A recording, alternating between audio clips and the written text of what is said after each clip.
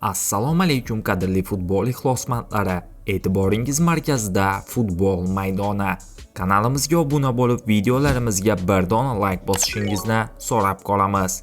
Yaxshilab o'rnashib oling. Demak, biz boshladik. Husanov yulduzlarni qanday qilib zaxiraga mixladi?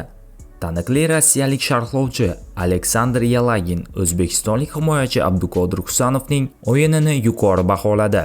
Uni Manchester Cityda mavsum kashfiyoti deb atadi. 22 yoshli markaziy himoyachi yakunlanayotgan mavsumni zaxira o'yinchisi sifatida boshlab, keyinchalik Manchester Cityning asosiy tarkibidan mustahkam joy egallashga muvaffaq bo'ldi.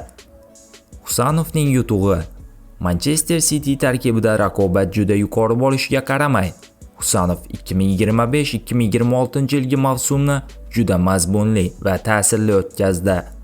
Yalagin fikriga ko'ra, himoyachining asosiy yutug'i jahon futbol yulduzlari bilan raqobatda ustun kela olganida.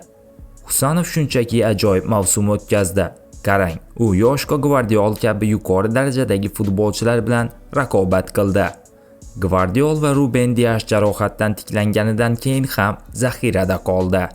Husanov esa o'ynashda davom etdi, dedi futbol eksperti Aleksandr Yalagin. Hamyurtimizga omad tilab qolamiz.